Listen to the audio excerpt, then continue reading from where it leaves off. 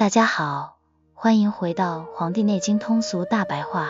家人们，你们有没有过这种感觉？下雨天膝盖就隐隐作痛，秋天一燥就嗓子冒烟，冬天一冷就爱感冒，好像咱们的身体就是个天气预报器，天气一变，毛病就来。其实啊，这背后的道理，2000多年前的《黄帝内经》早就说透了。今天咱们就掰开揉碎了聊，为啥刮风下雨能让人生病？身上的小毛病该咋用吃喝调理？听完你就懂老祖宗的智慧有多接地气。一，天气是个治病开关。老祖宗发现天上地下的气分6种，风、热、湿、火、燥、寒，这6种气轮流值班，管着一年四季的天气，也悄悄影响着咱们的身体。比如风气值班时，天空多风，地上的草长得快，人就容易觉得身上发沉，肚子胀，吃点东西还爱吐，放个屁拉个屎能舒服点，这就是风气钻进身体闹的小脾气。热气值班时更明显，天热的反常，河里的水都像要烧开，人呢容易心慌，胸口堵得慌，喘不上气，甚至身上长疮，流鼻血，还有湿气当班。那阵子天老下雨，地上潮乎乎的，人就爱水肿腰疼，严重了连弯腰都费劲。寒气来了更简单，天寒地冻，人就容易肚子疼腰脊疼，甚至上厕所带血。说白了，天气的脾气直接影响身体的状态，这就是为啥咱常说春捂秋冻，跟着天气调身体才能少生病。2，生病后吃喝就是良药，知道了天气咋让人不舒服，那该咋调理？老祖宗早就总结好了，用酸甜苦辣咸这5味对症下菜。风气钻进身体，觉得头晕身上痒，多吃点带辣味的，比如生姜、辣椒，能把风气散出去。再加点甜味的，比如大枣，缓和一下刺激。热气太重心烦嗓子干，吃点带咸味的，比如海带、紫菜，能清热。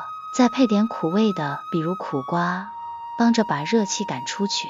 湿气缠身水肿拉肚，多吃点苦味的，比如陈皮，能燥湿。再喝点淡味的汤，比如冬瓜汤，帮着把湿气排出去。寒气冻着了，怕冷肚子疼，吃点甜味的，比如红糖，辣味的，比如花椒，暖暖身子。加点咸味的，比如淡盐水，还能帮着把寒气泄出去。记住喽，5味不是瞎吃的，得看身体被哪种气欺负了，对着吃才管用。3， 19句看病口诀，记牢能省大事。老祖宗最牛的是把常见的毛病归了类，总结出19句病机口诀，啥毛病对应啥原因，一看就明白。头晕、手抖、站不稳，多半是风搞的鬼，和肝有关系。浑身发紧、抽筋，都是寒惹的祸，根肾跑不了。胸口发闷、喘不上气，大概率是气不顺，肺可能有点堵。身上浮肿、肚子胀，十有八九是湿太重，脾该调理了。发烧、抽风、眼睛模糊，基本是火太大，心要多留意。身上长疮疼得厉害，也是火的事儿，得赶紧清热。简单说，身体的小信号都在报信，顺着这些信号找原因，就离治好病不远了。4，吃药调理的大原则。最后再说说治病的规矩，老祖宗就认一个理，不对的就纠正，不够的就补上。寒病就得用热药，比如着凉了喝姜汤；热病就得用寒药，比如上火了喝菊花茶。这叫对着干，但有些时候得顺着来，比如明明是寒病，却老觉得热，就得用热药加点头凉的辅料，哄着身体接受治疗。开药也有讲究，主药、君药负责打主力，辅助药、臣药帮忙搭台，就像打仗有将军有小兵，配合好了才能赢。还有个关键，吃东西别太偏，爱吃辣的天天吃，爱吃咸的顿顿放，时间长了身体准出问题，五味得搭配着来，才能养出好身子。怎么样？原来老祖宗说的天气、身体、吃喝是一串连锁反应，下次再不舒服，先想想最近天气变没变，吃的合不合时宜，照着这些道理调一调，可能比瞎吃药还管用，让咱都能跟着老祖宗的智慧，少生病，多舒坦。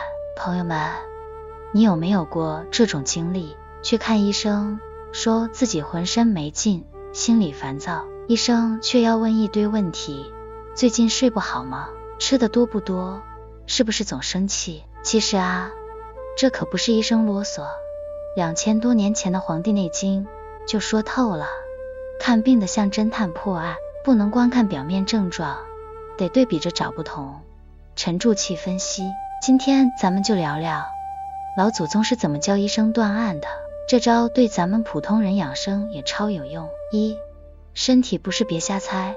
先看三兄弟的小脾气，生活中常有这种情况，有人说自己浑身沉，心里烦，你说他是肝不好，肾不好，还是脾不好？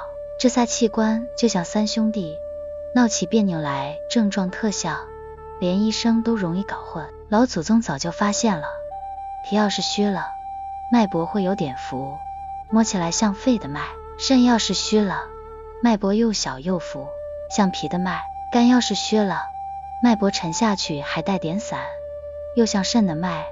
你看多容易认错，但只要沉住气仔细摸脉，对比症状就能分清。比如脾的问题可能还带点消化不良，肾的问题可能伴随腰酸，肝的问题可能爱发火，这就叫对比着看，沉着分析，一点都不能偷懒。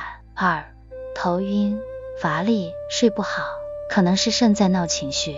有人说了，我不光浑身沉，还头痛、抽筋、骨头重，总觉得没力气，爱打嗝、肚子胀，晚上还老吓醒，睡不着，这到底是哪出问题了？按老祖宗的方法，先看年龄，年轻人可能是经络的事，老年人可能是六腑的事，壮年人多半是五脏的问题。再看脉，如果脉浮在表面还带点紧绷感，重按又有点硬，那大概率是肾的问题。为啥？你想啊，肾管着水液代谢，肾不好了，水排不出去，身体就发沉，气跟不上就没力气，水往上冲就头痛睡不着。所以啊，别一不舒服就瞎补，先看看是不是肾在喊救命。三，咳嗽带血不一定是肺的错，可能是脾闹脾气。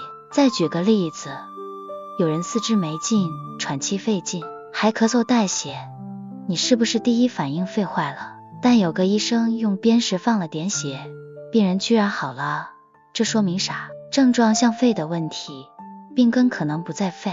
老祖宗说，这其实是脾在捣乱，脾负责把营养运到全身，脾偷懒了，四肢就没劲，脾没力气，水湿排不出去，跑到胃里就会喘气咳嗽。脾的脉本来该稳，现在变得又浮又大还虚，气血跑乱了，就容易出血。要是真伤了肺，症状可不一样，要么鼻子流血，要么呕吐带血，跟这个完全两码事。所以啊，看病就像变黑白，差一点都不行，得对比着看清楚。四，给普通人的大启示，别当自己的半吊子医生。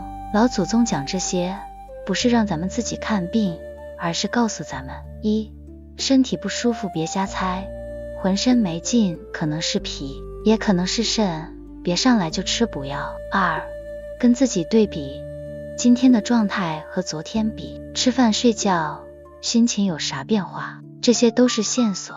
三，找专业人分析，医生的本事就在于对比着看，沉住气想，咱们别自己瞎下结论。